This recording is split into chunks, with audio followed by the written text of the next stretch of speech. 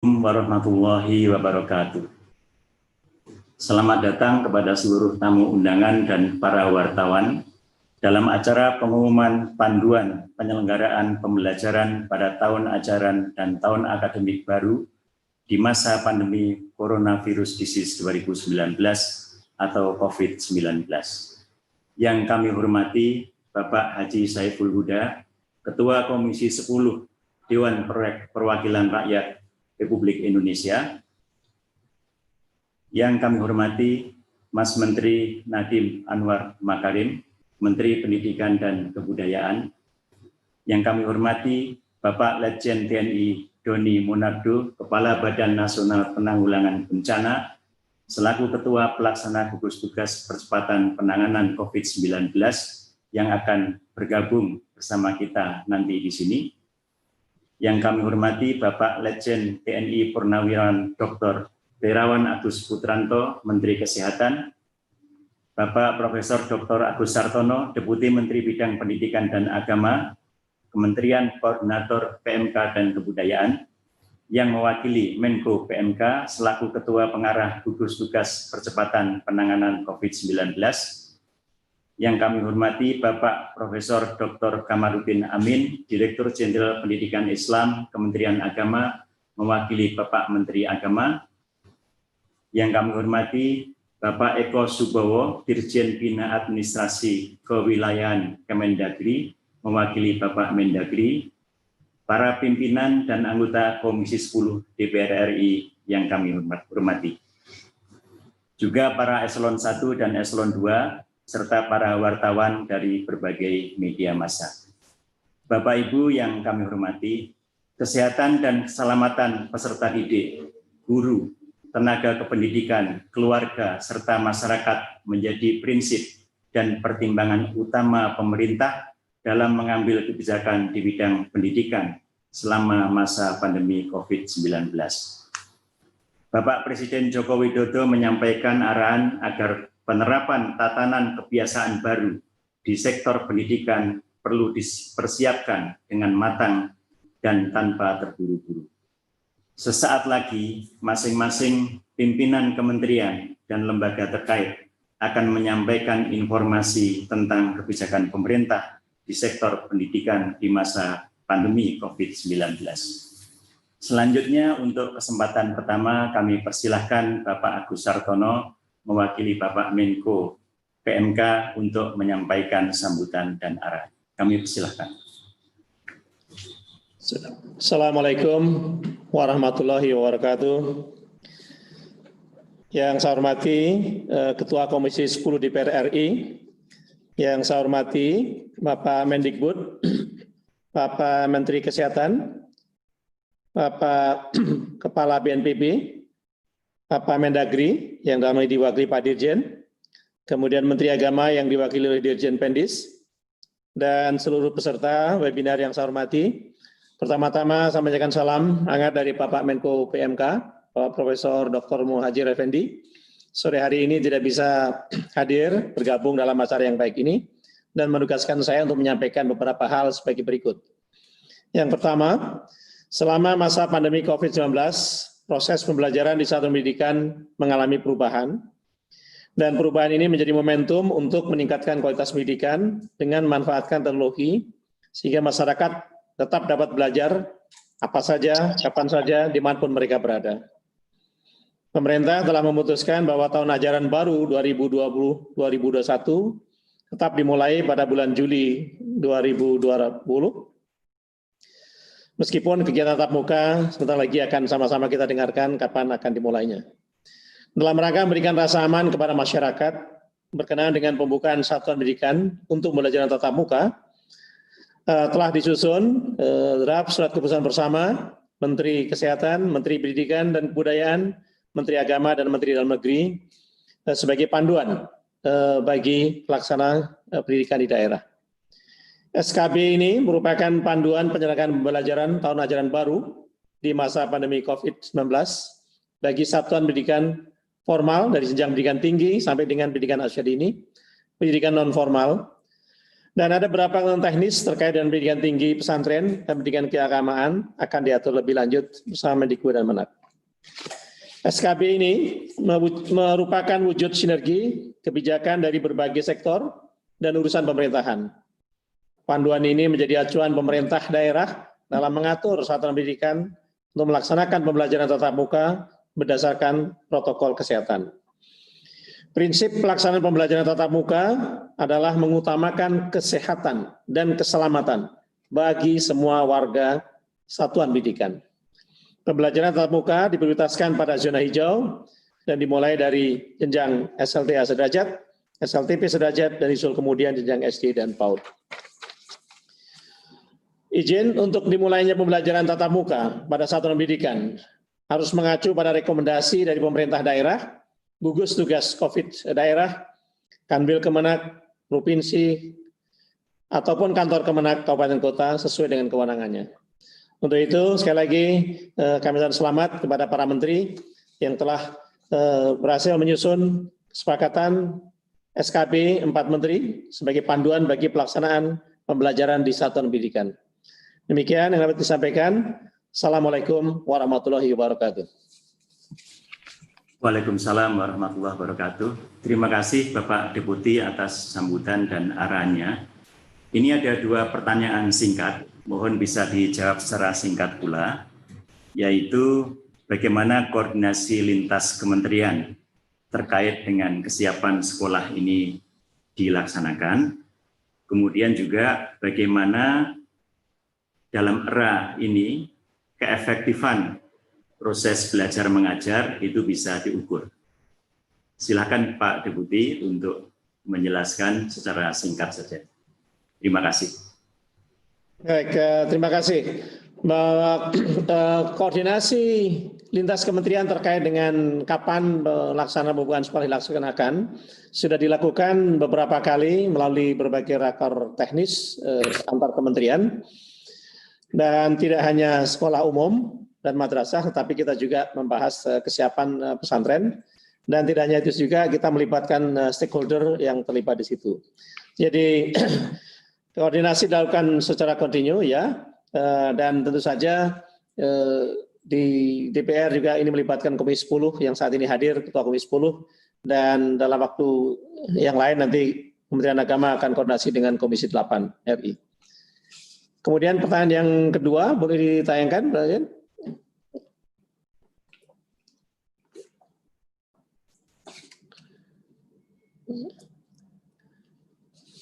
Bagus. Bagaimana mengukur efektivitas pembelajaran di era new normal ini?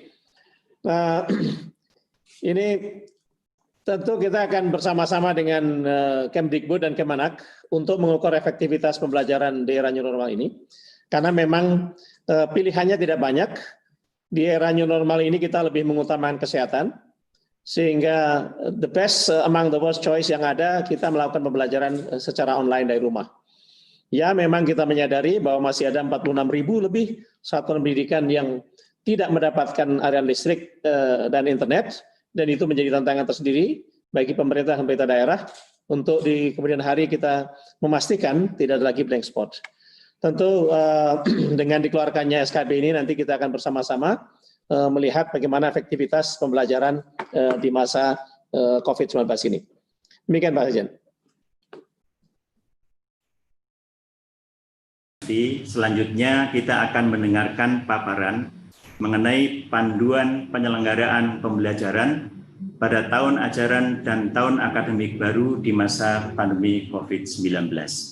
Dalam hal ini kami persilahkan Mas Nadiem Anwar Makarim sebagai Menteri Pendidikan dan Kebudayaan untuk menyampaikannya. Silakan. Terima kasih. Assalamualaikum warahmatullahi wabarakatuh. Terima kasih Pak Sekjen. Terima kasih Bapak Ibu yang sudah hadir di acara press conference ini. Pertama, sebelum saya melakukan paparan, ingin saya utarakan beberapa hal. Pertama adalah dalam situasi COVID ini, yang terpenting adalah kesehatan dan keselamatan para murid-murid kita, guru-guru kita, dan keluarganya murid-murid kita. Dan prinsip dasar itulah yang kita gunakan. Makanya dalam paparan ini akan terlihat bahwa relaksasi dalam pembukaan sekolah ini dilakukan dengan cara yang paling konservatif yang bisa kita lakukan. Artinya ini merupakan cara terpelan untuk membuka sekolah sehingga keamanan itu diprioritaskan. Berikut bisa masuk paparan.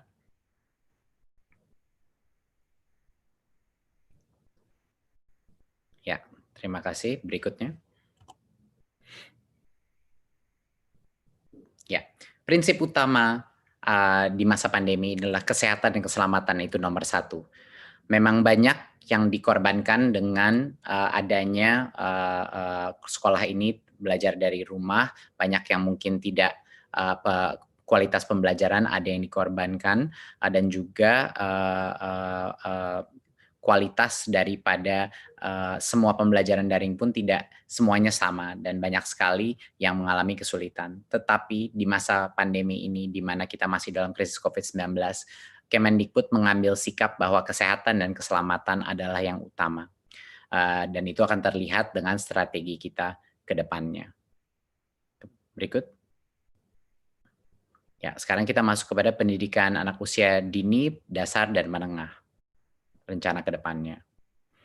Seperti yang saya telah informasikan sebelumnya, tahun ajaran 2020 dan 2021 itu tidak berubah jadwalnya, tetap saja pada bulan Juli 2020, ya. Tapi jadwal itu tidak berdampak kepada metode apa pembelajaran yang ada, maupun daring ataupun tatap muka. Jadinya kami tidak mengubah kalender pembelajaran, tetapi kita telah mengambil keputusan di Kemendikbud untuk daerah dengan zona kuning, oranye, dan merah, yaitu zona-zona yang telah didesignasikan oleh gugus tugas yang punya resiko COVID dan penyebaran COVID, itu dilarang saat ini melakukan pembelajaran tatap muka di satuan pendidikan. Jadinya untuk zona-zona yang merah, kuning, dan oranye ini merepresentasikan pada saat ini 94% daripada peserta didik, ya, di pendidikan dini, dasar, dan menengah. 94% daripada peserta didik kita tidak diperkenankan untuk melakukan pembelajaran tatap muka. Jadinya masih belajar dari rumah. Ya. Yang 6% yaitu yang di zona hijau, itulah yang kami memperbolehkan pemerintah daerah untuk melakukan pembelajaran tatap muka tetapi dengan protokol yang sangat ketat, yang itu yang akan kita jelaskan. Jadi saya ulang lagi bahwa untuk saat ini karena hanya 6% daripada populasi peserta didik kita yang di zona hijau, hanya merekalah yang kita berikan persilakan untuk pemerintah daerah mengambil keputusan untuk melakukan sekolah dengan tatap muka. Sisanya yang 94% tidak diperkenankan, dilarang karena mereka masih ada resiko penyebaran COVID. Berikutnya. Jadi bagaimana kriteria kita untuk memulai pembelajaran tatap muka? Tentunya dari seperti yang saya paparkan tadi, pertama harus zona hijau, dan itu penetapannya ada di gugus tugas, dan nanti akan diperjelaskan juga dengan kepala gugus tugas apa yang dimaksudkan zona hijau, kuning, dan oranye. Jadi pertama, kabupaten kota itu harus zona hijau. Kedua, Pemda harus memberikan izin, jadi Pemdanya pun harus setuju. Dan yang ketiga, satuan pendidikan telah memenuhi, yaitu sekolahnya telah memenuhi semua checklist dan yang checklist daripada persiapan pembelajaran tatap muka. Pada saat ini semua tiga langkah pertama untuk kriteria pembukaan, sekolahnya boleh mulai pembelajaran tatap muka. Tapi ada satu lagi perizinan yang harus dipenuhi, yaitu orang tuanya murid pun harus setuju untuk anaknya mereka pergi ke sekolah pada saat itu. Jadinya misalnya zona itu sudah zona hijau. Pemda sudah mengizinkan dan satuan pendidikan itu sudah memenuhi checklist-nya. Sekolahnya boleh mulai pembelajaran tatap muka, tetapi tidak bisa memaksa murid yang orang tuanya tidak memperkenankan untuk pergi ke sekolah karena masih belum cukup merasa aman untuk harus ke sekolah. Jadi murid itu pun walaupun sekolahnya mulai tatap muka, kalau orang tuanya masih tidak merasa nyaman, murid itu diperbolehkan masih belajar dari rumah. Jadi itu penting. Kita punya banyak sekali level persetujuan untuk anak atau peserta didik itu bisa masuk ke sekolah. Ya, sekali lagi ini hanya yang zona hijau yang merepresentasikan 6% daripada populasi peserta didik kita. Dan zona hijau ini bisa semakin besar, bisa semakin kecil, tergantung pada designasi daripada gugus tugas. Berikutnya. Untuk sekolah yang sudah memenuhi semua checklist itu pun, yang di zona hijau, kita melakukan tiering daripada mana jenjang yang boleh masuk dulu. Ya. Jadinya untuk bulan pertama, pada saat itu checklist sudah terpenuhi, hanya diperkenankan SMA, SMK, dan SMP. Jadi hanya yang level lebih menengah situ. Jadi SD saat ini belum boleh dipersilakan membuka, harus menunggu 2 bulan lagi. Ya, jadinya untuk yang paling awal pun hanya level SMP ke atas yang boleh. Baru setelah 2 bulan kalau semuanya masih oke dan semua masih hijau, baru boleh SD dan SLB yang mulai dibuka. Ya. Mungkin saya koreksi untuk yang tahap 1 adalah SMA, SMK, MA, MAK, SMTK, SMK, dan lain-lain. Ya. Untuk tahap 2, 2 bulan setelah itu baru boleh SD, ya, MI dan paket dan SLB. PAUD adalah yang paling terakhir dan baru boleh di bulan kelima kalau zona itu masih hijau. Ya, bulan kelima barulah PAUD boleh memulai belajar dengan tatap muka. Dan kami telah mendapat berbagai macam masukan dan input dari berbagai macam stakeholder dalam masyarakat, dan menurut kami ini adalah cara yang paling pelan dan bertahap untuk memastikan keamanan murid-murid kami. Karena kenapa yang paling muda atau jenjang paling bawah itu kita terakhirkan, itu karena bagi mereka lebih sulit lagi untuk melakukan social distancing, ya, interaksi, apalagi untuk SD dan untuk PAUD. Makanya bahkan itu tempat zona itu sudah hijau, masih kita berikan rentan waktu 2 bulan antara SMP SMA, baru 2 bulan lagi baru SD, baru 2 bulan lagi baru PAUD. Ya. Berikutnya, nah apa yang terjadi sebentar, bisa balik sebelumnya. Mohon dimengerti bahwa pada saat zona hijau itu, kalau zona hijau itu berubah menjadi zona kuning, itu artinya proses ini diulang lagi dari nol. Jadi tidak diperbolehkan belajar tatap muka. Ya, jadi semuanya harus balik lagi belajar dari rumah. Ya, berikutnya. Ya, untuk sekolah dan madrasah yang berasrama, kalau mereka di zona hijau, pada saat ini masih dilarang membuka asrama dan melakukan pembelajaran tatap muka. Pada saat selama masa transisi atau 2 bulan pertama ini masih dilarang karena resikonya lebih rentan karena ada asramanya. Ya, jadi pembukaan asrama dan pembelajaran tatap muka dilakukan secara bertahap pada saat masa kebiasaan baru atau new normalnya. Jadi ini pun ada spesial eksepsi untuk yang berasrama. Berikutnya. Tadi saya sudah mention bahwa akan ada checklist untuk setiap unit pendidikan kita sebelum mereka boleh memulai sekolah tatap muka lagi. Dan checklist itu adalah tentunya yang pertama, ketersediaan sarana sanitasi dan kebersihan seperti toilet, sarana cuci tangan, hand sanitizer, dan lain-lain. Dan yang kedua adalah ada akses ke fasilitas layanan kesehatan di sekitarnya, itu sangat penting. Ketiga adalah wajib memakai masker, ya. Dan keempat, termogan untuk mengecek temperatur suhu siswa dan guru yang masuk. Dan yang kelima adalah beberapa aturan atau protokol kesehatan mengenai kalau ada peserta didik yang mungkin punya kondisi medis atau lagi sakit, itu tidak diperkenankan untuk masuk. Bahkan kalau keluarganya ada yang sakit atau flu, anak itu tidak diperkenankan masuk.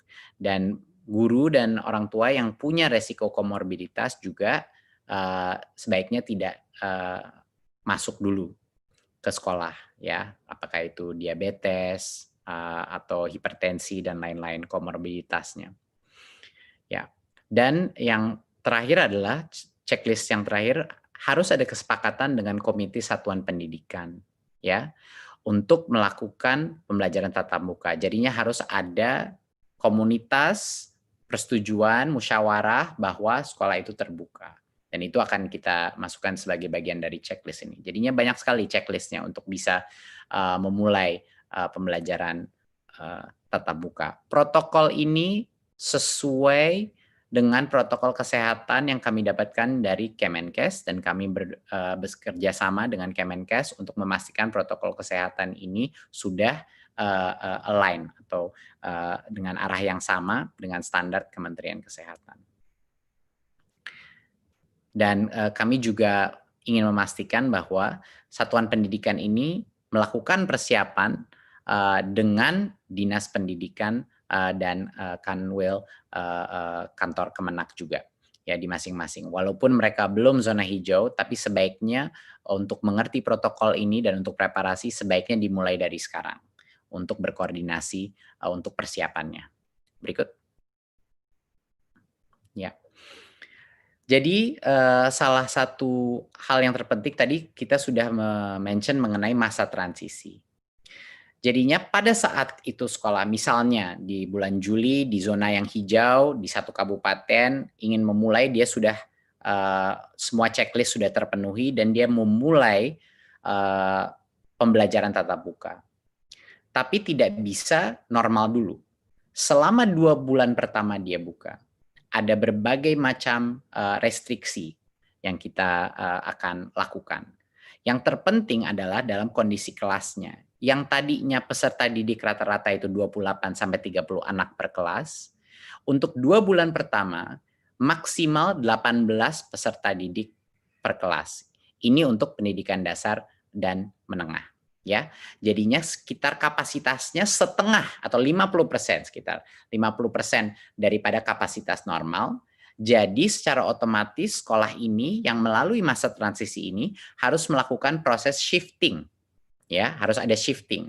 Dan kami memberikan kebebasan bagi unit pendidikan untuk menentukan seperti apa mau shiftingnya, per harian, per mingguan, angkatan kelas atau apa. Tapi dipastikan bahwa hanya boleh maksimal di dalam kelas 18 peserta didik untuk pendidikan dasar dan menengah. Dan untuk SLB jaga jarak minimum 1,5 meter. Itu 1,5 meter adalah suatu social distancing aturan untuk semua jenjangnya, ya. Tapi untuk SLB maksimal 5 peserta didik per kelas.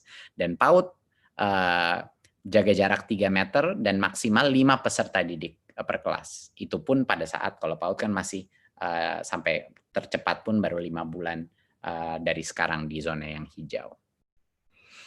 Dan jadwal pembelajarannya seperti yang saya sudah bilang tadi, itu ditentukan oleh masing-masing satuan pendidikan sesuai dengan situasi dan kebutuhannya. Ya, jadi walaupun masuk sekolah kapasitas pun dibagi, ya, jadi sekitar 50% kapasitas yang diperbolehkan masuk. Dan ini selama 2 bulan pertama.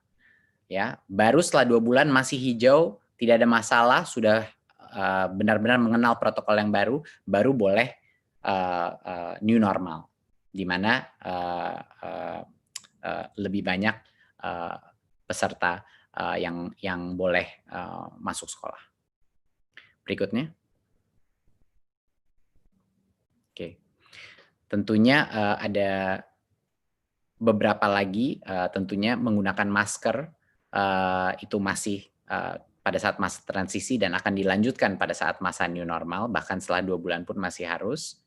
dan juga kondisi-kondisi lain seperti komorbiditas dan kriteria kesehatan, protokol kesehatan dari Kemenkes semuanya harus dijaga. Berikutnya. Berikut. Ya. Pada saat masa transisi ini, semua aktivitas di mana anak-anak itu bercampur, berinteraksi antara kelas, itu tidak diperbolehkan. Jadi selama masa transisi ini, hanya boleh masuk ke kelas langsung pulang. Jadinya aktivitas seperti kantin, di mana anak-anak dari berbagai macam kelas berkumpul, itu tidak diperkenankan selama 2 bulan pertama. Juga kegiatan olahraga dan ekstrakurikuler itu belum diperbolehkan selama masa transisi. Ya, dan aktivitas-aktivitas lain, kegiatan belajar mengajar seperti KBM itu belum diperbolehkan pada saat masa transisi. Jadi esensinya adalah prinsipnya apapun aktivitas-aktivitas yang perkumpulan sifatnya atau yang mencampur antara satu kelas dan kelas lain itu belum diperbolehkan dalam masa transisi ini.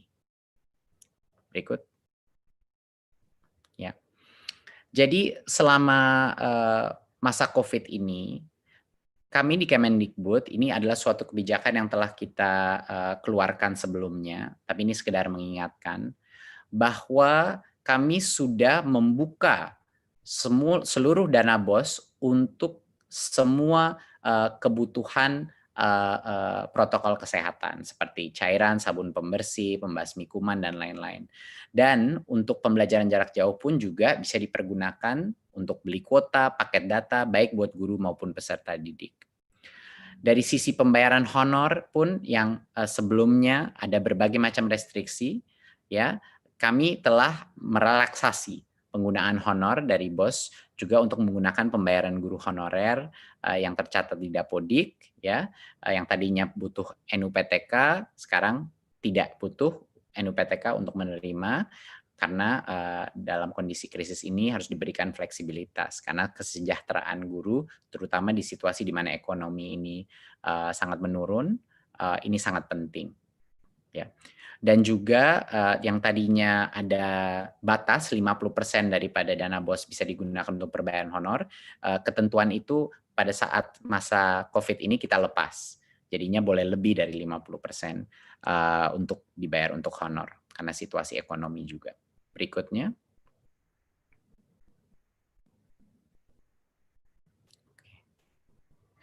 Ya. Ya, BOP PAUD juga sama. Ya, alokasinya bisa digunakan untuk berbagai macam pembelajaran jarak jauh maupun juga untuk protokol kesehatan. Sesama juga yang tadinya honor itu hanya untuk transport pendidik, sekarang untuk pembiayaan honor pendidik bisa digunakan BOP PAUD sehingga lebih fleksibel, tidak hanya digunakan untuk transport, biaya transport pendidik. Dan yang sebelumnya persentase penggunaannya disekat-sekat, untuk masa krisis ini tentu besaran persentase per kategori itu dilonggarkan. Jadi tidak ada lagi diberikan sekat-sekat. Jadi sesuai dengan kebutuhan masing-masing PAUD yang ada. Jadi ini sekedar penekanan dari kami bahwa fleksibilitas penggunaan dana BOS itu bisa digunakan untuk melakukan masa transisi ini ya terhadap new normal. Dan itu sudah kita bebaskan bagi masing-masing kepala sekolah untuk menggunakan diskresinya untuk menjaga protokol kesehatan jika mereka sudah di zona hijau. Berikut.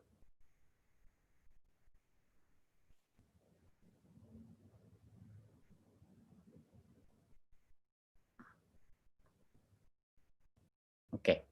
Sedikit mengenai pendidikan tinggi. Berikut. Ya. Tahun akademik pendidikan tinggi tetap dimulai bulan Agustus 2020. Ya, tetapi pembelajaran di perguruan tinggi di semua zona masih dilakukan secara daring, jadi masih online, belum belajar tatap muka, belum masuk. Dan alasannya adalah universitas juga punya potensi mengadopsi belajar jarak jauh lebih mudah daripada pendidikan menengah dan dasar. Jadinya untuk saat ini karena keselamatan adalah yang nomor 1, saat ini semua perguruan tinggi masih melakukan secara online sampai kalau ke depannya mungkin kebijakan yang berubah, tapi untuk saat ini belum berubah. Jadi masih melakukan secara daring, ya. Jadi itu adalah keputusan dari Kemendikbud pada saat ini. Tapi ada yang namanya aktivitas prioritas. Ya, aktivitas prioritas itu adalah aktivitas yang sangat berhubungan dengan kelulusannya mahasiswa yang sulit sekali dilakukan secara daring. Contoh, penelitian di laboratorium untuk skripsi, tesis, dan disertasi. Biasanya ini adalah small group ataupun individu, project-project individu. Dan seperti tugas laboratorium, praktikum, studio, bengkel, dan hal-hal seperti ini yang butuh mesin, butuh peralatan, dan lain-lain. Kalau ini aktivitas prioritas yang berdampak kepada kelulusan siswa, masing-masing pemimpin perguruan tinggi diperbolehkan untuk mengizinkan aktivitas mahasiswa datang ke kampus hanya untuk aktivitas prioritas itu yang berhubungan dengan kelulusannya. Kenapa kita perbolehkan ini? Karena kita tidak ingin mengorbankan potensi daripada setiap mahasiswa untuk lulus pada saat ini, karena itu akan menciptakan berbagai macam masalah lainnya. Tetapi pembelajaran masih dilakukan secara online. Jadi ya masih tidak diperkenankan untuk melakukan kuliah tatap muka. Tidak diperkenankan berbondong-bondong untuk mahasiswa masuk ke dalam kampus. Cuman buat individual project mereka yang khusus prioritas untuk kelulusannya. Berikut. Ya, saya rasa dari saya sekian. Jadinya untuk menutup dari presentasi ini, saat ini ada sekitar di bawah 90 kabupaten yang berstatus zona hijau. Dan ini merepresentasikan 6% daripada populasi peserta didik kita. Dari yang zona hijau pun ini, yang boleh diperkenankan, kalau Pemdanya setuju, boleh diperkenankan untuk melakukan pembelajaran tatap muka.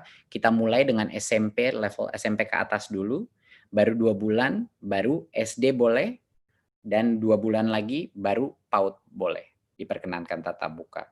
Itu pun dengan protokol masa transisi di mana kapasitas perharinya itu dalam kelas dikurangi secara dramatis. Ya, jadinya pada saat zona hijau itu, kalau zona hijau itu berubah menjadi kuning, berarti ulang lagi dari awal, dibubarkan lagi, dan semua belajar dari rumah lagi. Jadinya ini akan menjadi suatu proses yang dinamis dan terus berubah. Jadi diharapkannya yang hijau masih hijau dan tidak kembali ke kuning, ya. Tetapi kalau dia kembali ke kuning, proses ini harus dimulai dari awal lagi dan tunggu hijau lagi. Jadi ini adalah keputusan dari bukan hanya Kemendikbud, tapi dari berbagai macam kementerian yang ada di sesi ini. Dan menurut kami ini adalah suatu metode relaksasi yang paling konservatif dan paling mengutamakan keselamatan siswa, siswi, guru, dan keluarga peserta didik Indonesia. Terima kasih. Wassalamualaikum warahmatullahi wabarakatuh. Assalamualaikum warahmatullahi wabarakatuh. Terima kasih Mas Menteri atas paparannya yang sangat jelas. Selanjutnya ada 3 pertanyaan untuk Mas Menteri. Beberapa sudah dijelaskan. Tapi karena masyarakat memandang ini sangat penting dan mereka sangat hati-hati, ada pertanyaan ini. Yang pertama adalah bagaimana menyikapi kondisi jika di daerah tertentu sekolah sudah diperbolehkan menyelenggarakan pembelajaran tatap muka, namun ada orang tua siswa yang keberatan anaknya masuk sekolah karena takut terpapar corona.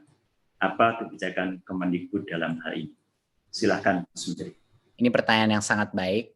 Jadinya keputusan akhir bahwa peserta didik itu masuk sekolah apa tidak, itu adalah di tangannya orang tua.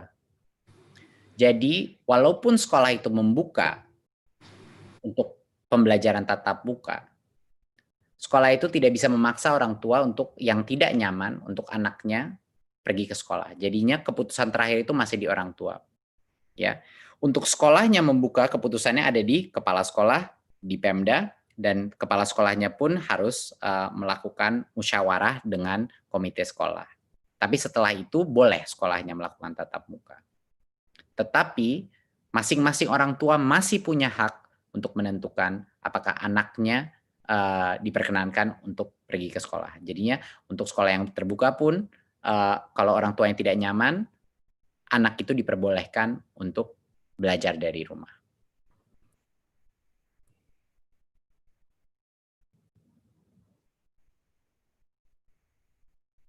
Di daerah zona hijau, apakah ada bantuan ke sekolah-sekolah untuk biaya menyiapkan sarana dan prasarana untuk melaksanakan protokol kesehatan, terutama di daerah yang kondisi perekonomian masyarakatnya menengah ke bawah? Ya. Seperti yang tadi sudah saya jelaskan, kita hampir ada 100% fleksibilitas dana BOS di masing-masing daerah yang bisa dipergunakan untuk mematuhi protokol kesehatan tersebut. Jadi itu sudah dibebaskan, dibikin 100% fleksibel bagi kepala sekolah untuk mengalokasikan dana anggaran BOS. Dan kami juga mengharapkan dari Kemendikbud dan semua pemerintah daerah juga mendukung dari sisi anggarannya untuk mendukung protokol kesehatan ini agar proses belajar tatap muka ini bisa terjadi. Jadi harapan ini adalah suatu inisiatif yang gotong royong antara pusat, daerah, dan berbagai macam lintas kementerian.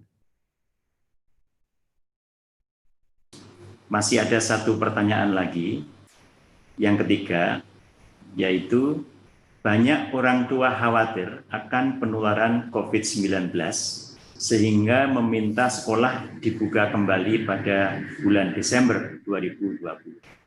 Hal ini dikuatkan dengan rekomendasi Ikatan Dokter Anak Indonesia. Bagaimana tanggapan Kemendikbud? Silakan. Ya, terima kasih. Ini pertanyaan sangat baik. Ya, karena berbagai macam input yang telah kita dapatkan, itulah hasil kebijakan hari ini adalah makanya semakin jenjangnya semakin rendah, semakin jauh waktu pembukaannya. Makanya PAUD itu tercepat adalah mungkin 5 bulan dari sekarang. Itu pun untuk hanya yang zona hijau, gitu. Jadinya ini benar-benar kami melalui proses karena kita menyadari bahwa protokol social distancing semakin jenjangnya semakin mudah akan semakin sulit untuk mengontrolnya. Bukan cuma buat pemerintah, bahkan di dalam bagi guru pun akan sangat sulit mengontrolnya, terutama buat PAUD ya. SD pun pasti juga tidak mudah. Jadinya kami ingin melakukan ini sepelan mungkin dengan tiering sistem seperti itu. Dan seperti yang sudah saya utarakan sebelumnya, bahkan yang tatap muka pun dengan kapasitas yang sangat di bawah normal. Jadinya semua sekolah yang memulai masa transisi harus melakukan shifting terhadap ini.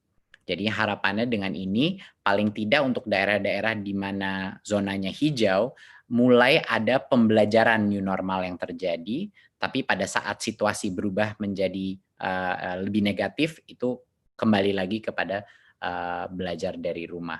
Ya, tapi harapan saya dan harapan semuanya di Kemendikbud adalah semakin banyak daerah atau kabupaten yang menjadi hijau. Itu doa kami di Kemendikbud.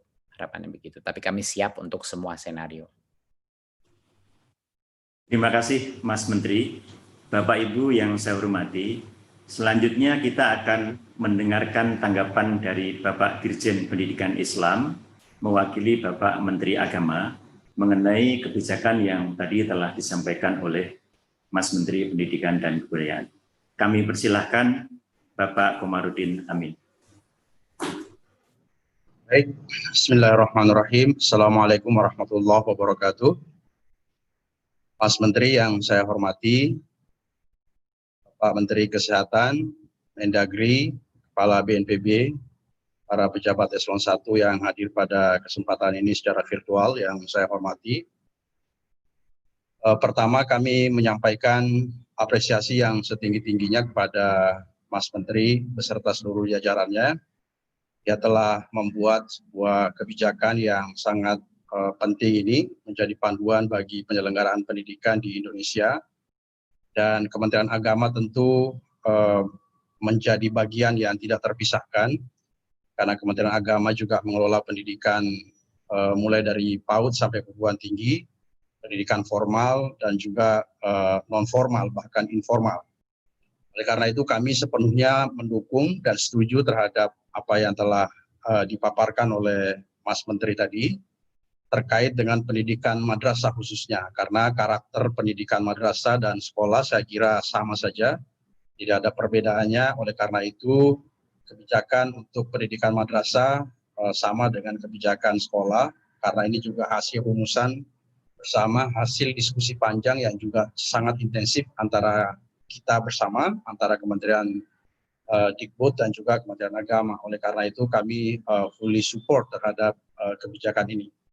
Namun demikian terkait dengan pendidikan di luar madrasah dan sekolah, kita masih memiliki pendidikan pesantren dan juga pendidikan keagamaan yang nanti secara khusus akan disampaikan oleh Menteri Agama, mudah-mudahan 1-2 hari ke depan, yang mungkin tidak persis sama, tetapi kira-kira intinya kurang lebih sama, ingin menjaga atau mengutamakan kesehatan dan keamanan para siswa. Karena itu, terima kasih sekali lagi, salam hormat dari Menteri Agama kepada Mas Menteri dan kepada seluruh jajarannya, dan juga Pak Prof. Agus Sartono, Deputi PMK, atas kerjasama, atas kerja keras yang telah menghasilkan sesuatu yang sangat penting untuk menjadi panduan kita bersama. Sekali lagi Pak Sekjen, terima kasih. Insya Allah mudah-mudahan ini kebijakan yang tepat dan bermanfaat untuk pendidikan Indonesia di masa pandemi. Terima kasih. Assalamualaikum warahmatullahi wabarakatuh.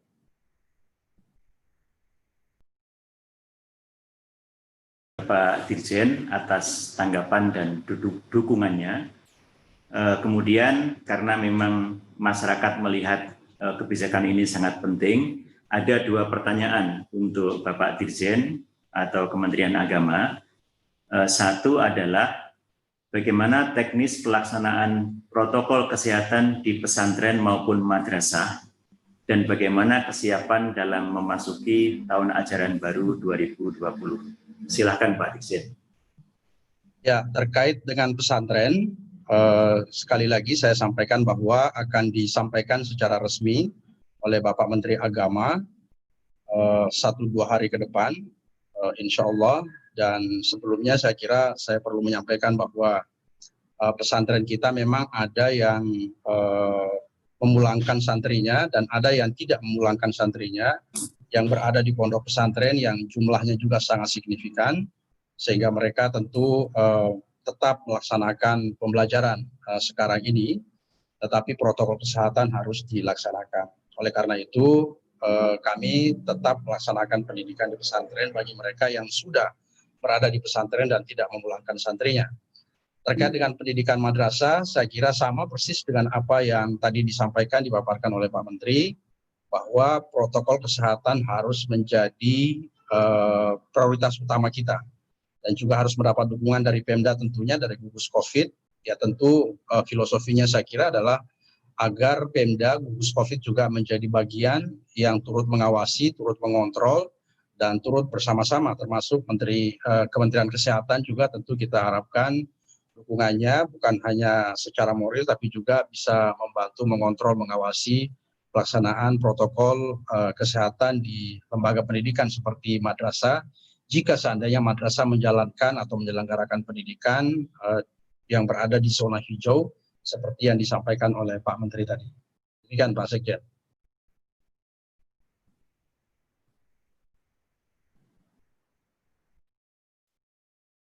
Satu pertanyaan lagi, yaitu mengenai apa imbauan kepada orang tua dalam mendampingi anak belajar dari rumah, terutama bagi siswa di pesantren dan madrasah, dan bagaimana pelaksanaan pembelajarannya di zona hijau. Silakan Pak Dirjen. Ya, kepada santri yang sedang berada di pondok dan tidak pulang ke rumah dan tetap mengikuti pembelajaran sebagaimana biasanya, tentu kami berharap, kami menghimbau kepada penyelenggara pendidikan pesantren, kepada santri-santri juga, agar terus mengutamakan keselamatan dan kesehatan, agar terus menjaga protokol 19, agar terus menjaga kebersihan dan membiasakan hidup sehat. Saya kira ini pesan yang harus kita sama-sama sampaikan kepada seluruh masyarakat kita. Kepada santri-santri dan kepada siswa-siswi madrasah dan pondok pesantren yang sedang berada di rumah, ya kami menghimbau agar orang tua berpartisipasi, terlibat engage dalam membina, mengarahkan anak-anak kita. Meskipun misalnya tidak bisa semaksimal ketika sedang berada di sekolah atau di madrasah, tetapi pembinaan akhlak, pembinaan karakter, hubungan komunikasi dengan orang tua, saya kira hal yang harus harus utamakan, harus terus dilanjutkan, dikerjakan oleh orang tua agar keberadaan anak-anak kita di rumah tidak mengurangi akumulasi intelektualitasnya dan juga terutama pembinaan akhlaknya, pembinaan moralnya, sehingga keberadaannya insya Allah tetap bermanfaat dan juga tetap berkontribusi untuk membangun, membina atau mendidik anak-anak kita di rumah. Terima kasih Pak Sekjen. Terima kasih Bapak Dirjen. Bapak Ibu peserta webinar yang saya hormati, kita melihat bahwa aspek kesehatan adalah terpenting. Oleh karena itu berikutnya kita akan mendengarkan penjelasan dan arahan dari Bapak Menteri Kesehatan, dan untuk itu kami persilahkan Bapak Menteri Kesehatan, Bapak Agus Putranto untuk menyampaikan penjelasannya.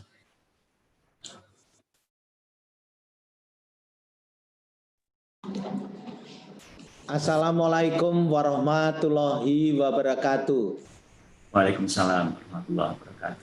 Selamat sore, salam sejahtera buat kita semua. Salam, Om Swastiastu, Namo Buddhaya, salam kebajikan. Yang saya hormati Bapak Menko maupun yang mewakili para menteri dan juga yang hadir pada pertemuan pada kali ini. Kementerian Kesehatan bersama-sama dengan kementerian lain sudah membuat protokol-protokol dan khususnya bersama Menteri Pendidikan dan Menteri Agama, kami secara teknis dan secara konsultatif sudah membuat protokolnya. Dan dari Kementerian Kesehatan akan menyiapkan sarana prasarana kesehatan, fasilitas pelayanan kesehatan, baik itu khususnya puskesmas dan sarana kesehatan di sekitar sekolah untuk bisa melakukan pendampingan, promotif preventif, dan juga di dalam konsultatif memonitor kegiatan sekolah. Itu akan kami lakukan terus-menerus dan mudah-mudahan prioritas untuk keselamatan dan kesehatan dari para murid bisa berjalan dengan baik, kegiatan belajar mengajar bisa berjalan dengan lancar, dan itu adalah harapan kami semua. Itu yang bisa kami lakukan dan kami akan terus support dan dukung apa yang sudah dicanangkan oleh Menteri Pendidikan dan Kebudayaan maupun Kementerian Agama.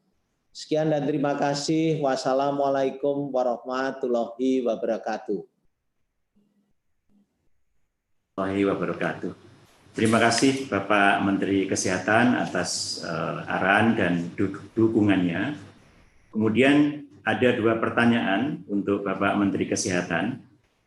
Yang pertama adalah bagaimana tanggapan terkait kasus sekolah buka lagi, namun ada beberapa anak yang justru terinfeksi COVID-19, dan bagaimana dukungan Kementerian Kesehatan dalam memastikan agar sekolah tetap menjadi lingkungan yang sehat.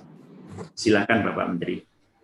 Terima kasih atas pertanyaan yang begitu baik. Kalau ada kasus positif di sekolah, maka otomatis Puskesmas dan Dinas Kesehatan Kabupaten Kota akan berkoordinasi dengan sekolah tersebut untuk menjaga agar tidak terjadi penyebaran lebih lanjut.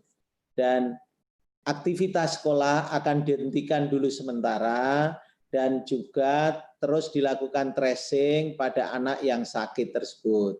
Dan tracing itu bisa ditelusuri dari lingkungan anak tersebut maupun juga di lingkungan sekolahnya. Dan untuk sekolah nanti di kemudian hari dibuka atau tidak, nanti mengikuti prosedur tatanan tata kelola yang sudah ditetapkan oleh tadi Menteri Pendidikan dan Kebudayaan. Kami akan terus memantau sehingga sekolah itu betul-betul menjadi hijau, tidak ada kasus lagi, dan bisa dibuka sehingga berjalannya pendidikan bisa lancar, namun keselamatan dan kesehatan para murid menjadi prioritas utama kami. Terima kasih. Terima kasih Bapak Menteri Kesehatan. Ini masih ada satu pertanyaan lagi, yaitu jika sekolah dibuka di daerah zona hijau, apakah ada bantuan dari Kementerian Kesehatan ke sekolah-sekolah dalam melaksanakan protokol kesehatan? Silakan. Kami di dalam dukungan terhadap protokol kesehatan jelas melalui fasilitas pelayanan kesehatan di sekitar sekolah yang kami surati dan kami himbau atau kami perintahkan untuk bisa melakukan pendampingan terhadap sekolah-sekolah yang buka, melakukan promotif dan preventif, sehingga kegiatan belajar mengajar di sekolah tersebut dipastikan berlangsung dengan aman, lancar, sehat, dan selamat. Itu yang bisa kami lakukan. Terima kasih.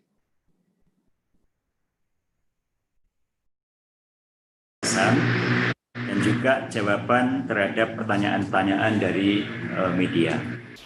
Bapak Ibu yang saya hormati, selanjutnya kita akan mendengarkan penjelasan dan tanggapan dari Menteri Dalam Negeri yang dalam hal ini akan diwakili oleh Bapak Dirjen Administrasi Kewilayahan Kementerian Dalam Negeri.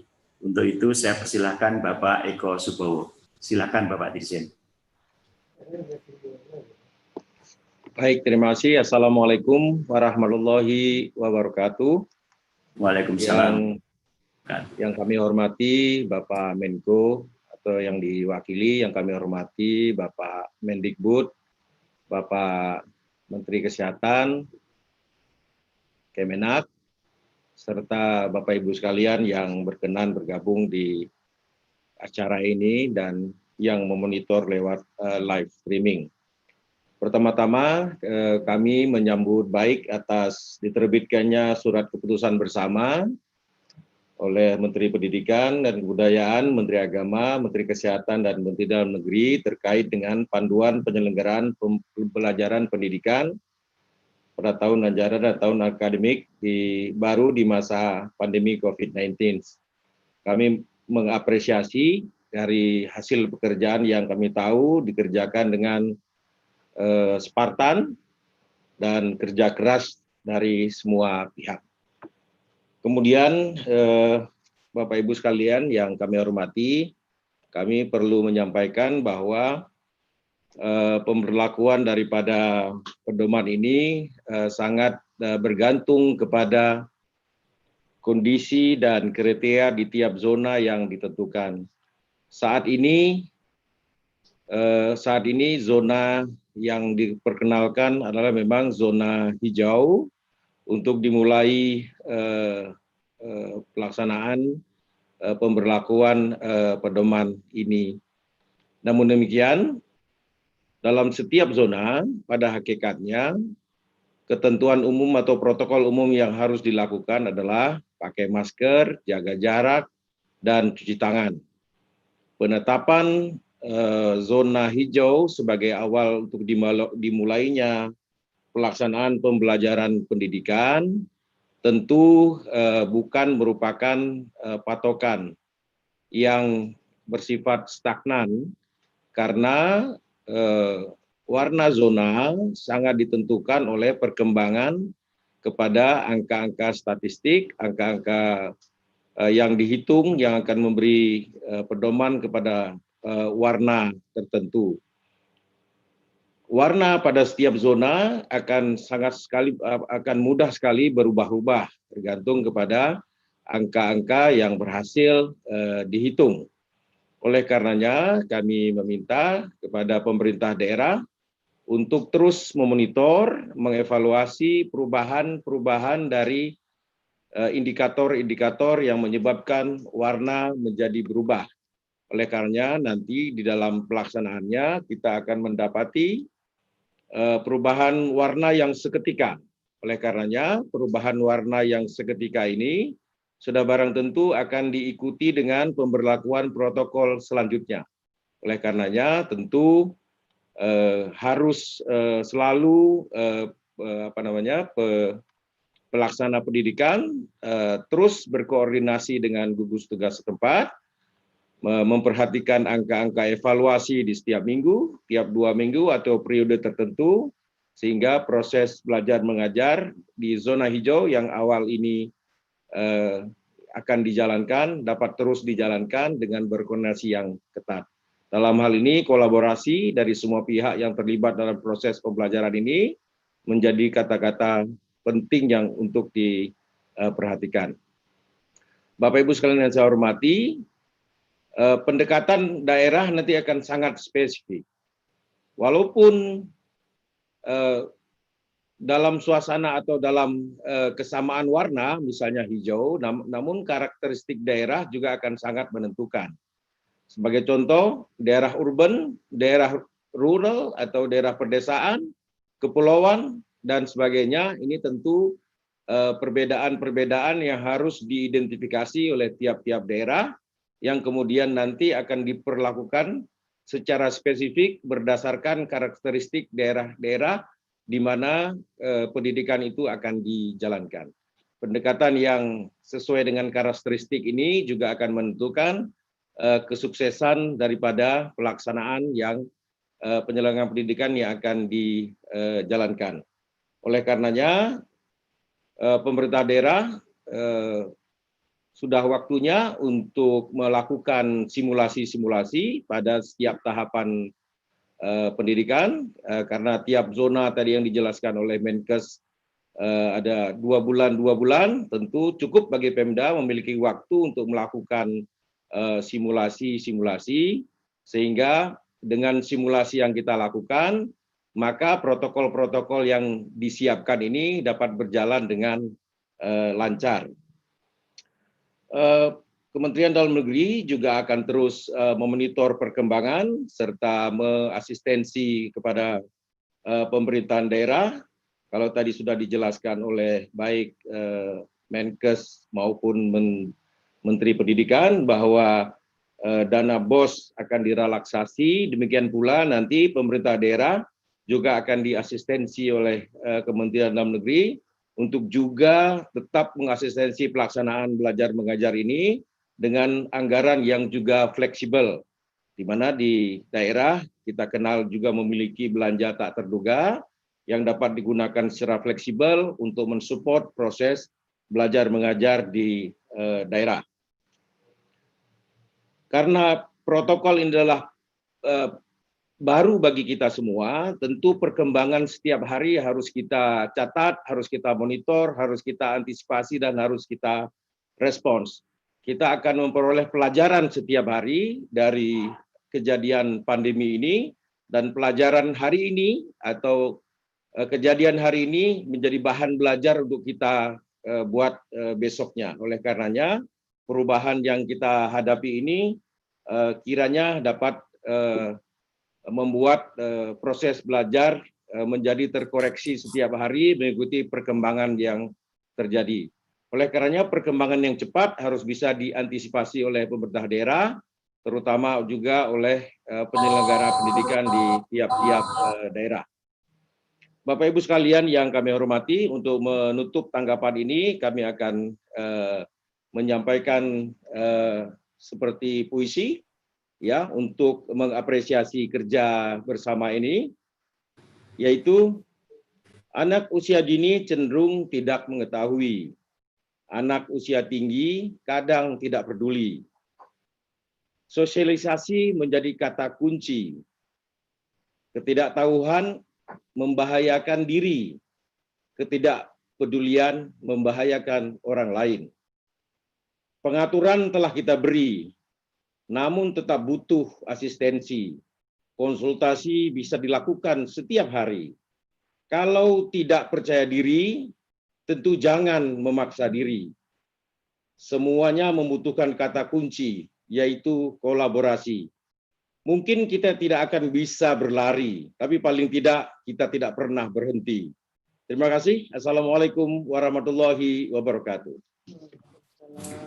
Waalaikumsalam warahmatullahi wabarakatuh. Terima kasih Bapak Dirjen atas tanggapan, dukungan, dan penjelasannya, serta khususnya terhadap pantun yang dibacakan. Selanjutnya ada 2 pertanyaan untuk Bapak jelaskan.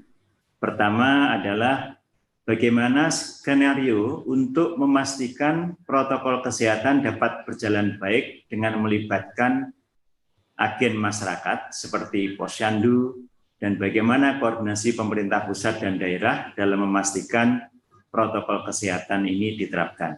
Silakan Bapak Dirjen. Baik. Yang pertama, kami akan meminta seluruh komponen yang ada di masyarakat, bukan saja komponen formal yang ada di penyelenggaraan pemerintahan, tapi juga lembaga-lembaga non-formal untuk bekerja sama dalam rangka memonitoring proses belajar mengajar di masa pandemi ini.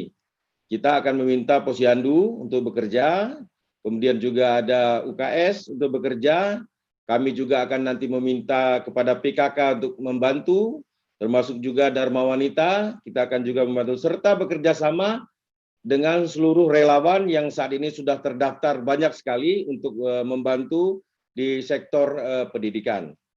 Untuk penegakannya juga kami nanti akan memerintahkan kepada Satuan Polisi Pamung Praja untuk terus memberikan penegakan hukum, serta sektor-sektor lain yang memungkinkan membantu dalam proses belajar ini.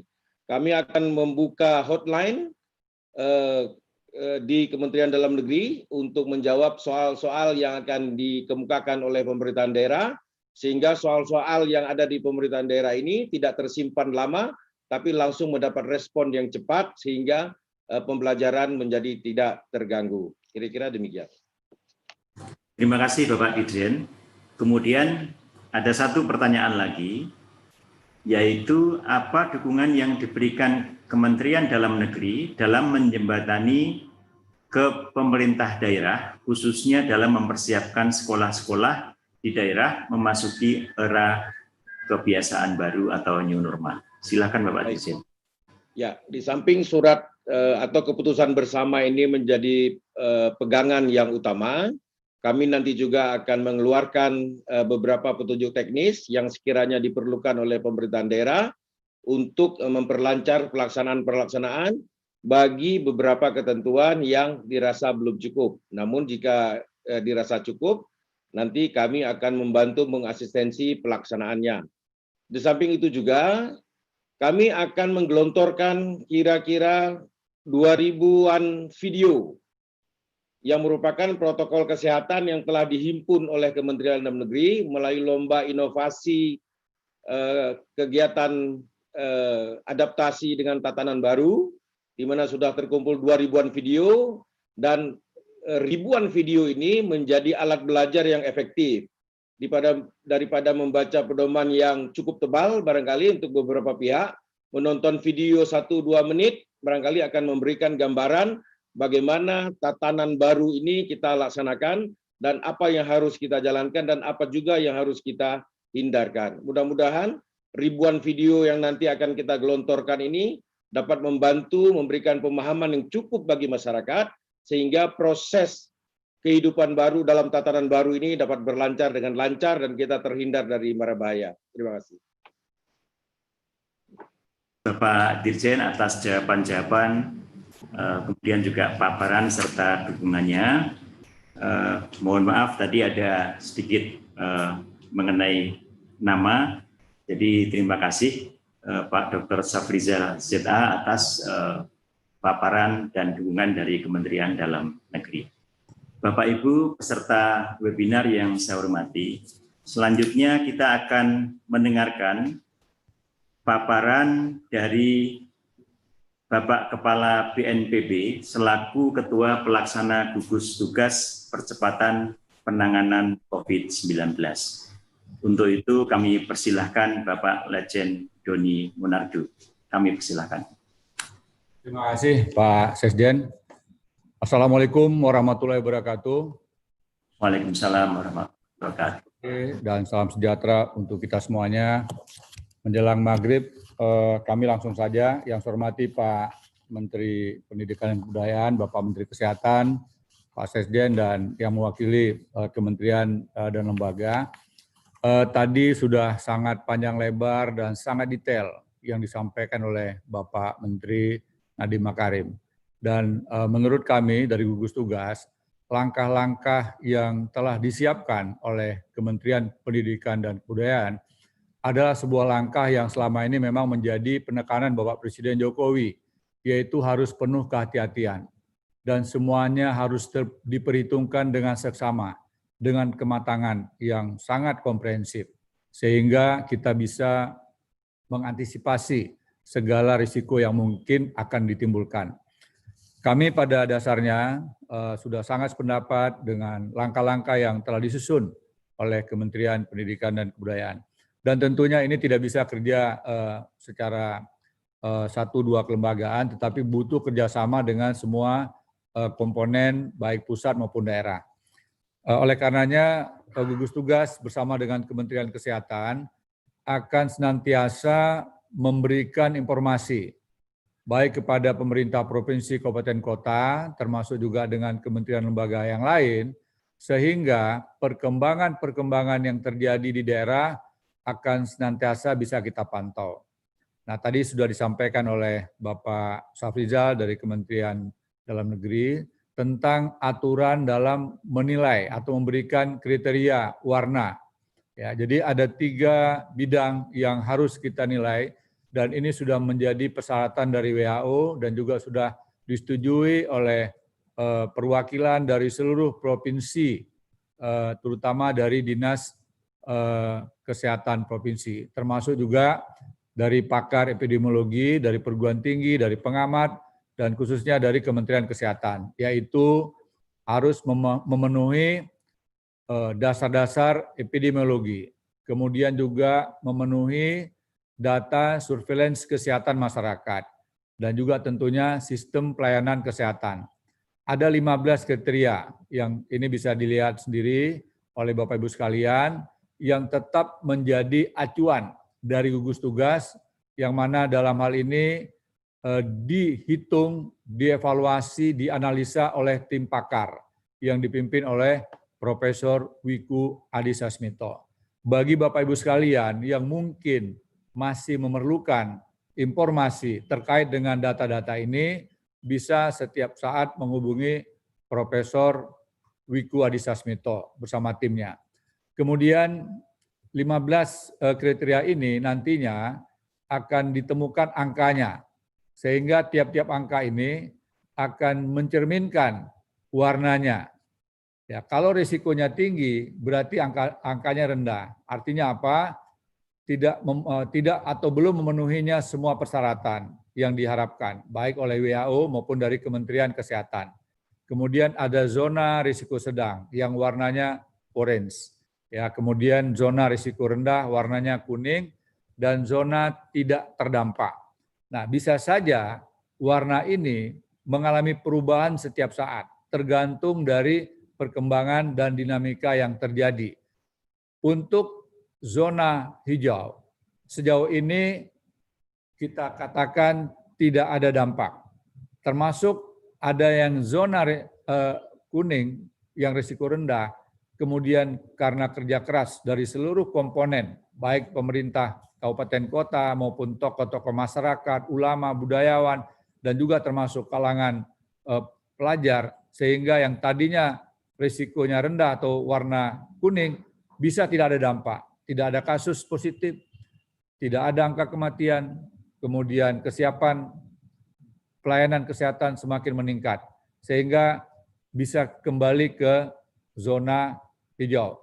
Tetapi demikian juga sebaliknya, yang saat sekarang statusnya zona hijau, tetapi tidak hati-hati dalam kegiatan menjaga atau memperhatikan protokol kesehatan, tidak memperhatikan tentang penggunaan masker, tidak memperhatikan tentang jaga jarak, dan juga kurang memperhatikan masalah kebersihan, tidak cuci tangan, dan sebagainya. Ini bisa jadi dari hijau berubah menjadi kuning. Oleh karenanya, Bapak Ibu sekalian, gugus tugas akan selalu memberikan informasi kepada semua pihak, sehingga sistem pendidikan di negara kita tetap terjamin keamanannya. Kita tidak ingin ada anak-anak kita yang mengalami risiko terpapar karena kekurang hati-hatian dari kita semuanya. Oleh karena sekali lagi, komitmen kita adalah membuka pendidikan, memulai kegiatan tatap muka di tempat yang paling aman, yaitu daerah yang tidak ada dampaknya. Adapun yang tadi telah disampaikan oleh Bapak Menteri Pendidikan dan Kebudayaan, tidak mungkin dilakukan program tatap muka pada wilayah yang punya risiko, walaupun risikonya itu rendah. Ya. Kemudian kita lihat warna hijau, sekarang ini ada 92 kabupaten kota, tetapi data ini adalah data pada tanggal 7 Juni yang lalu. Nah, kami akan segera mengumumkan setelah data-data lebih lengkap lagi, dan bisa saja jumlah yang 92 ini akan berkurang menjadi lebih kecil lagi. Kiranya demikian yang dapat kami sampaikan, dan mari kita semuanya bersemangat, kita bertekad, pendidikan tetap kita mulai pada tahun ajaran baru yang telah ditentukan oleh pemerintah, oleh Kementerian Pendidikan dan Kebudayaan. Kita doakan anak-anak kita semuanya tetap bisa belajar dengan tenang, baik di rumah maupun di bangku sekolah, terutama di daerah yang hijau, dan tetap selamat. Indonesia menjadi lebih profesional dalam pendidikan, lebih maju, dan bangsa kita menjadi bangsa yang lebih cerdas dan dapat meningkatkan kualitas pendidikan pada waktu yang akan datang. Demikian, wassalamualaikum warahmatullahi wabarakatuh. Waalaikumsalam warahmatullahi wabarakatuh. Terima kasih Bapak Ketua Gugus Tugas atas arahan, penjelasan dan dukungannya. Kemudian perkenankan kami menyampaikan 2 pertanyaan dari media. Pertama adalah bagaimana menjamin zona hijau tetap hijau saat PSBB dilonggarkan, karena di beberapa kasus ada zona hijau yang kemudian berubah menjadi zona kuning. Khawatirnya saat sekolah dibuka, zona wilayah itu tiba-tiba berubah. Silakan Bapak Ketua Gugus Tugas. Baik, terima kasih.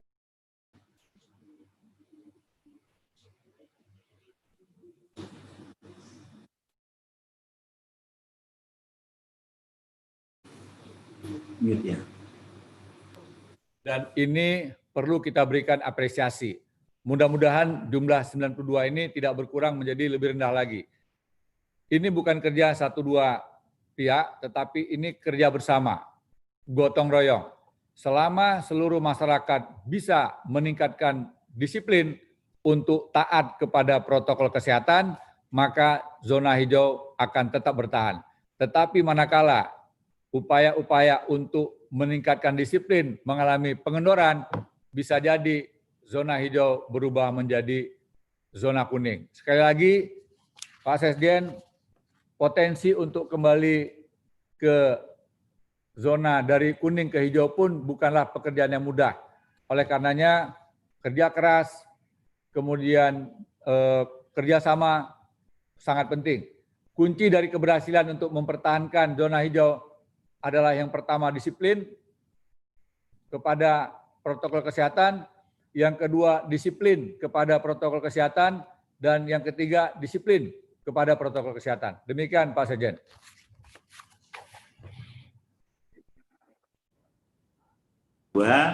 Ini mungkin berkaitan dengan arahan Bapak tentang gotong royong dan kerja semua pihak. Yaitu jika sekolah dibuka, apakah pemerintah akan melakukan rapid test berkala untuk seluruh warga sekolah? Terima kasih, silakan Bapak. Pak Sekjen, terima kasih. Kalau untuk sampel beberapa siswa sangat mungkin. Kami bersama Pak Menteri Kesehatan tentu dengan senang hati menyiapkan sejumlah perlengkapan rapid test, termasuk juga mungkin sewaktu-waktu dilakukan PCR test. Tetapi kalau semua warga dilakukan rapid test, rasanya tidak mungkin, ya, karena biayanya pasti akan sangat mahal, karena jumlah yang harus dites jumlahnya semakin banyak dengan tentunya biaya yang sangat besar. Jadi sekali lagi kita bantu, tetapi tidak mungkin semuanya, dan ini pilihan-pilihannya adalah pilihan kepada tempat atau daerah tertentu. Kira-kira demikian Pak Sekjen. Pak Letjen Doni Munardo atas arahan, penjelasan, dan juga jawaban-jawaban yang sangat jelas untuk kami semua dan masyarakat. Bapak Ibu peserta webinar yang saya hormati, mohon maaf walaupun waktu sudah tinggal sedikit, kita masih ada satu lagi sambutan dan arahan dari Bapak Ketua Komisi 10 DPR RI. Untuk itu langsung saja saya persilahkan Bapak Saiful Huda untuk menyampaikan tanggapan atau arahan. Silakan. Terima kasih Pak Sekjen, Pak Ainun. Assalamualaikum warahmatullahi wabarakatuh. Yang saya hormati Mas Menteri Nadiem, Pak Menkes, Pak Kepala BNPB, Pak Doni, pejabat Eselon 1 dari Kementerian Dalam Negeri, Kementerian Agama, seluruh masyarakat yang mengikuti acara ini melalui YouTube Kemendikbud RI, salam dari kita semuanya. Pertama, atas nama Komisi 10, kami mengapresiasi setinggi-tingginya atas SKB yang sudah susah payah dikeluarkan oleh 4 kementerian. Semoga ini bisa berkontribusi bagi kebaikan kita, khususnya dunia pendidikan dalam menghadapi masa pandemi COVID-19 ini. Yang kedua, terkait dengan panduan pembelajaran yang sudah diskemakan oleh Kemendikbud, kami ingin memberikan beberapa catatan. Dalam panduan pembelajaran ini belum memuat secara detail menyangkut soal bagaimana kurikulum beradaptasi terhadap masa pandemi COVID ini. Tentu keluhan dari stakeholder pelaku pendidikan perlu kita dengar, Mas Menteri Nadiem.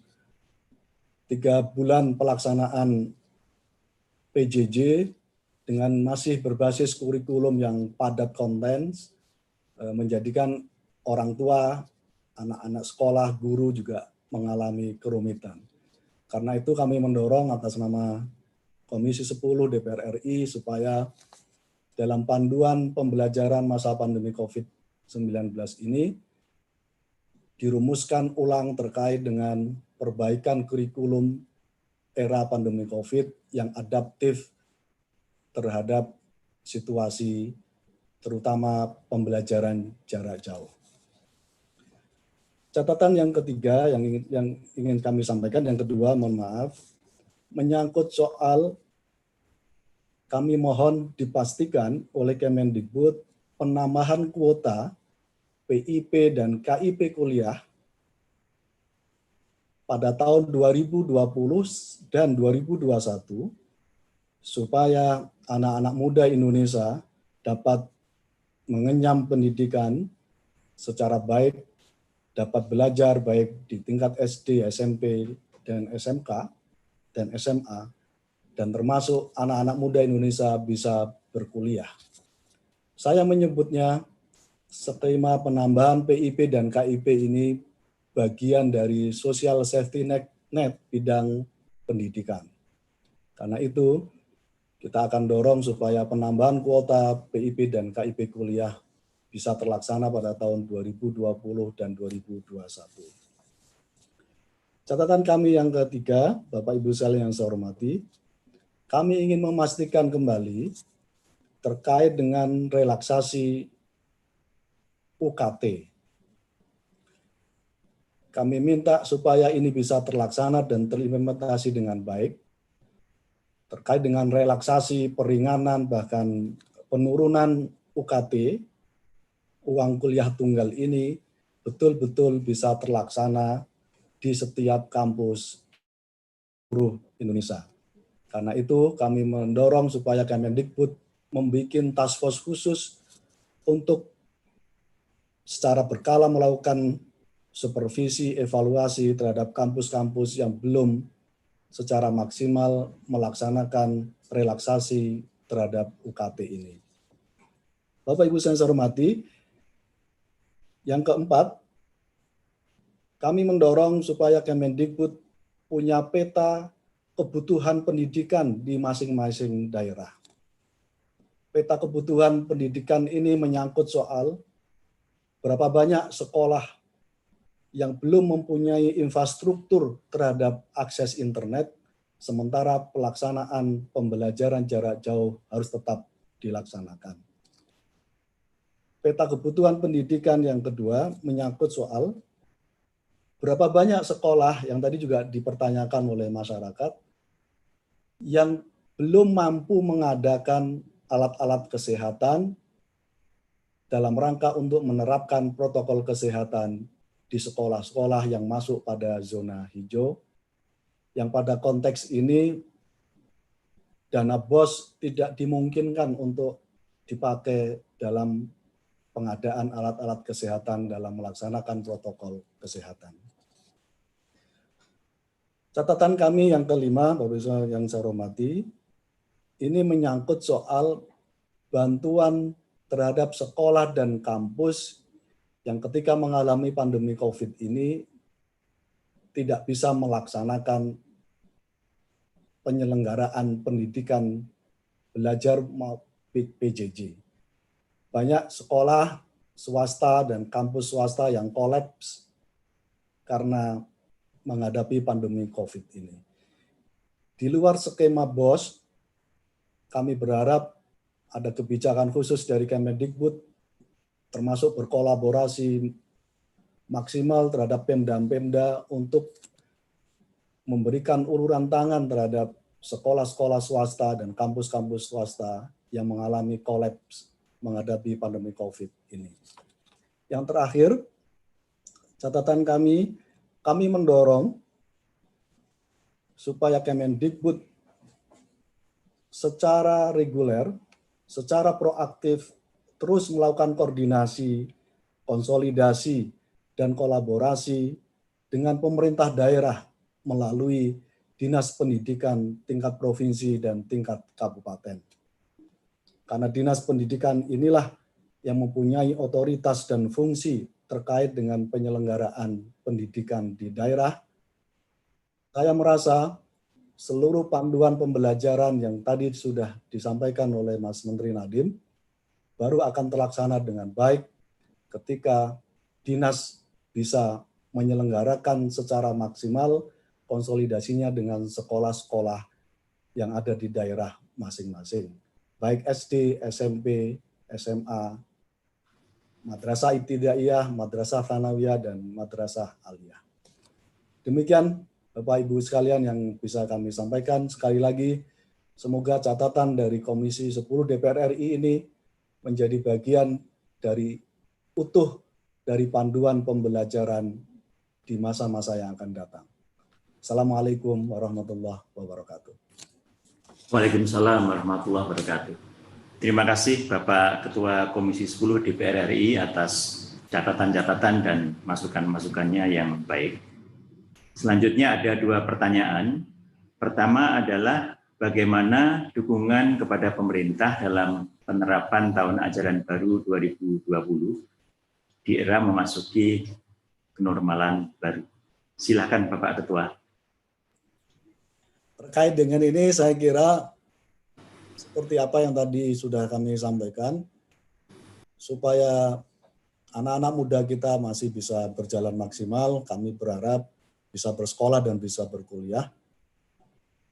Program PIP dan KIP kuliah supaya bisa diakses sebanyak-banyaknya untuk anak-anak Indonesia. Dengan cara ini, kita berharap masa pandemi COVID ini memberikan kegembiraan bagi siswa dan bagi calon mahasiswa ketika bisa bersekolah dan bisa kuliah karena mendapatkan bantuan dari program PIP dan KIP kuliah. Terima kasih. Selanjutnya untuk pertanyaan kedua, bagaimana pandangan DPR RI dengan kebijakan pemerintah tentang pembelajaran tatap muka di zona hijau dan pembelajaran dari rumah untuk daerah yang masih masuk kategori kuning, oranye, dan merah. Silakan. Kami mendukung sepenuhnya apa yang tadi sudah ditetapkan oleh SKB 4 Menteri ini menjadi bagian utuh dari sikap Komisi 10 DPR RI. Bahwa Di zona hijau kita izinkan untuk terlaksananya pendidikan tatap muka. Untuk zona merah, kuning, orange, supaya tetap dilaksanakan pembelajaran di rumah.